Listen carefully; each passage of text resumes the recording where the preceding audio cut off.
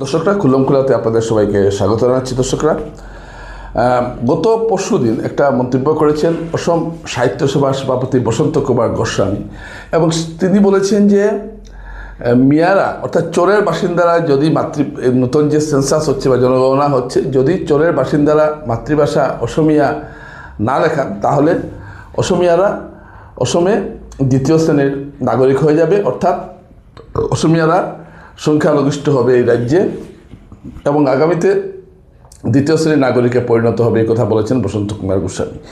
এবং তিনি এই কথা বলার সঙ্গে সঙ্গে সারা রাজ্য জুড়ে প্রতিক্রিয়া সৃষ্টি হয়েছে। আমি আজকে আপনাদের সামনে কতগুলো তথ্য তুলে ধরতে চাইছি যে বসন্ত কুমার যে কথাটা বলেছেন এটা কতটুকু সত্যি। এটা ঘটনা যে চোরের মুসলমানরা যদি তাদের মাতৃভাষা, তারা তো আসলে পূর্ববঙ্গীয় মূলের মাতৃভাষা বাংলা তাদের, কিন্তু তারা জনগণনায় তারা নিজেদের মাতৃভাষা অসমিয়া দেখিয়েছেন, যার ফলে অসমের রাজ্য ভাষা অসমিয়া হতে পেরেছে। প্রকৃতভাবে অসমিয়া মাতৃভাষা এরকম সংখ্যা কিন্তু খুব কম। তো এটা একটা বিরাট সমস্যা। তো বসন্ত কুমার গোস্বামীর এই মন্তব্যে বিরোধিতা করেছেন। এখন আমি একটু আপনাদেরকে পরিষ্কার চিত্রটা একটু বোঝাতে চাইছি যে বসন্ত কুমার গোস্বামীর কথাটা কতটুকু সঠিক। আপনার দৃষ্টিতে মনে এটা কিন্তু সত্য কথাই যে যদি চোরের এই মুসলমানরা যদি তাদের মাতৃভাষা বাংলা লেখান তাহলে আসামে কিন্তু বাংলা ভাষীরা সংখ্যাগরিষ্ঠ হয়ে যাবেন, বা না হলেও কাছাকাছি চলে যাবেন। আমি একটু দেখে নিই যে 2011 সালের 2021 সালে তো সেন্সাস হয়নি, জনগণনা হয়নি, আদমশুমারি হয়নি। আমি 2011 সালকে সামনে রেখে কয়েকটি কথা আপনাদের সামনে তুলে ধরতে চাইছি। 2011 সালের সেন্সাসে দেখা গেছে যে অসমে বাংলাভাষীর সংখ্যা 90 লক্ষ, অর্থাৎ 29%, অর্থাৎ সারা রাজ্যের যে জনসংখ্যা আছে তার 29%, প্রায় 30% হলেন বাংলাভাষী।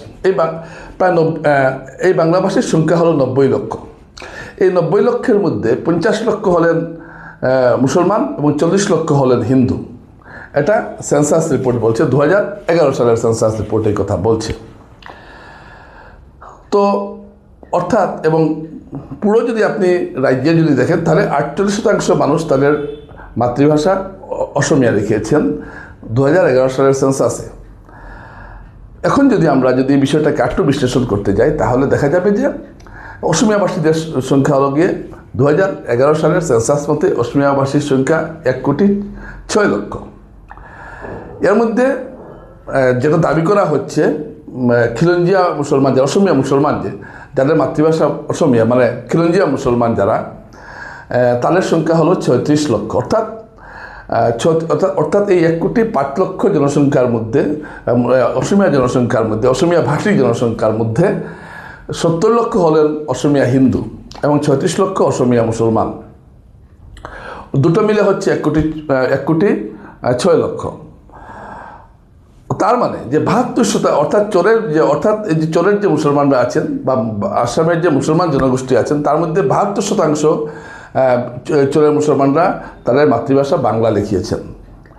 এই ধারণা দিয়ে বোঝানো হচ্ছে যে বসন্ত কুমার গোস্বামী যেটা বলছেন সেটা ঠিক নয়, কারণ ইতিমধ্যেই চোরের বেশিরভাগ মানুষ তাদের মাতৃভাষা বাংলা লিখিয়েছেন এবং আরও যদি কিছু লিখিয়ে ফেলেন তাহলেও অসমিয়াভাষীরা সংখ্যালঘিষ্ঠ হচ্ছে না।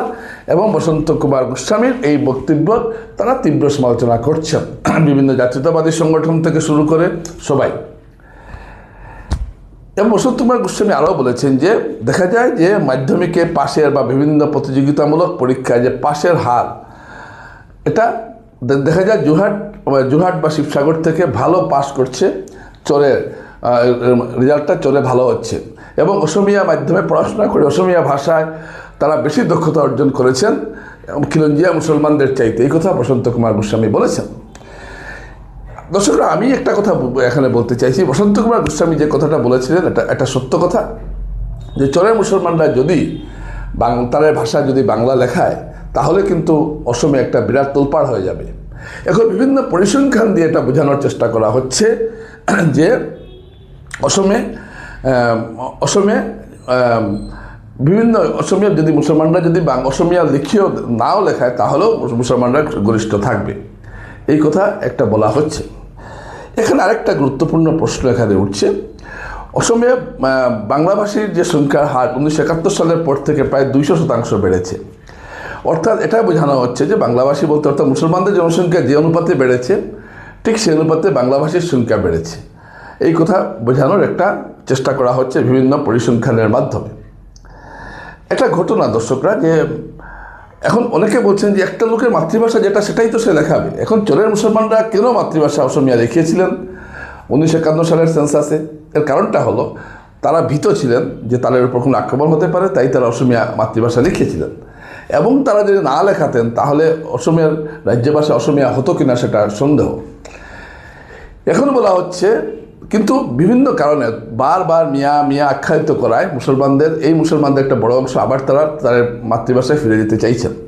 তো দর্শকরা, চোরের মুসলমানরা একটা অন্যায় করেছেন। কোনো সময় কোনো জাতি নিজের মাতৃভাষাকে বিসর্জন দেয় না, তারা দিয়েছিলেন।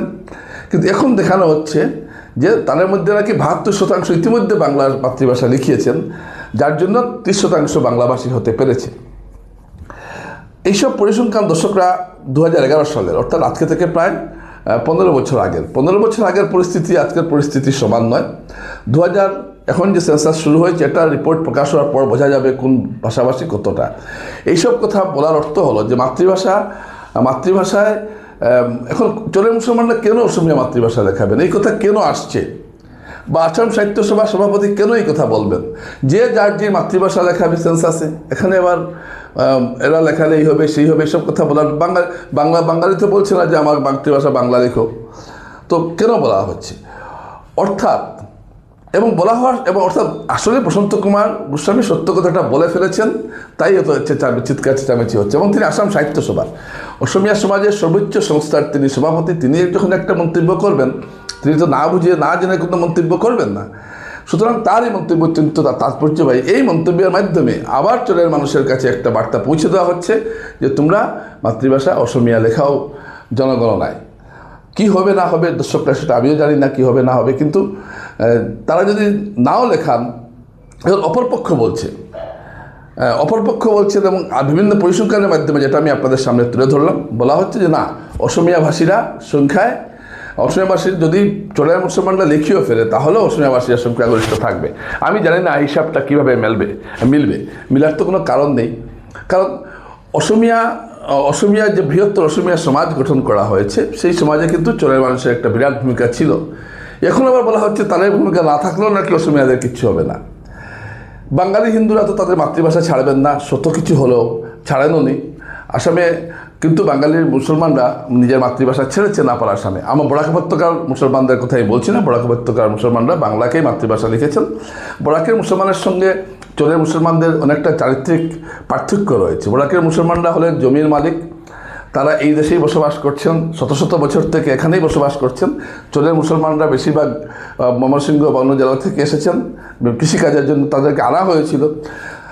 অনেক কথাই বলা যায়। আপনি যদি আসামের ইতিহাস লক্ষ্য করেন তাহলে দেখবেন যে আপার আসাম এবং গুয়াহাটির কিছু এলাকা ছাড়া শোনিতপুর, যেটা মাঝখানটা যে নগাঁও টগাঁও পুরো জায়গাগুলো খালি ছিল, এখানে প্রথমে বাঙালিরা বসতি স্থাপন করে, তারপর বাঙালি মুসলমানদের এখানে আনা হয় কৃষিকাজের জন্য। চোর এলাকায় চাষ করার ক্ষমতা ছিল না, তাই অসমিয়া জমিদাররাই তাদের এনেছিলেন এবং তারা এগুলো জায়গা পরিষ্কার করে বসতি স্থাপন করেছেন। আজ তাদের বিদেশি বললে কি হয়ে যাবে? এবং তারা অসমিয়া ভাষাকে স্বীকৃতি মেনেছিলেন বলেই তো অসমিয়া রাজ্য ভাষা হতে পেরেছিল। এটা তো সত্য কথা বলেছেন বসন্ত কুমার গোস্বামী। কিন্তু এক শ্রেণীর অসমিয়া বুদ্ধিজীবী বিভিন্ন পরিসংখ্যার দিকে প্রমাণ করছেন এটা ঠিক নয়। দর্শকরা, আমি এই কথাগুলো বললাম এবং আরও বলছি যে যারা বলছেন এটা ঠিক নয়, তাদের মধ্যে একটা বড় অংশ চাই বরাক উপত্যকা আসাম থেকে বেরিয়ে যাক। এটা নিয়ে আমি পরে আলোচনা করব। আজকে এটাই আপনাদের সামনে তুলে ধরলাম। নমস্কার।